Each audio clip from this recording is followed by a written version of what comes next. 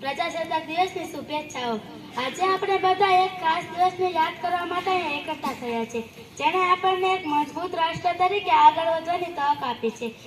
પ્રજાસત્તાક દિવસ આપણને યાદ અપાવે છે કે આપણે એક જ છીએ અને એક જ ભારતીય પરિવારના સભ્યો છીએ। આપણે નવા રાષ્ટ્ર નિર્માણ માટે સાથે મળીને આગળ વધી રહ્યા છીએ। ભારતમાં 26 જાન્યુઆરીએ પ્રજાસત્તાક દિવસ તરીકે ઉજવવામાં આવે છે, કારણ કે આ દિવસે વર્ષ 1950માં ભારતીય બંધારણ લાગુ કરવામાં આવ્યું હતું અને આ જ દિવસે ભારતીય પ્રજાસત્તાકની સ્થાપના થઈ હતી।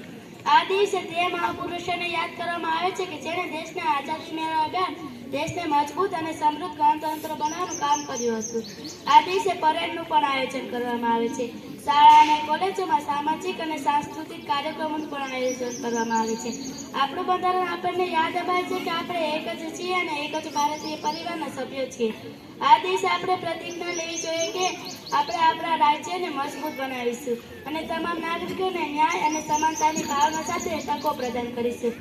આ દિવસે આપણે સંકલ્પ લેવો જોઈએ કે આપણે આપણા દેશને નવી ઊંચાઈઓ પર લઈ જઈશું અને સાથે મળી અને નવા ભારતનું નિર્માણ કરીશું। જય હિન્દ।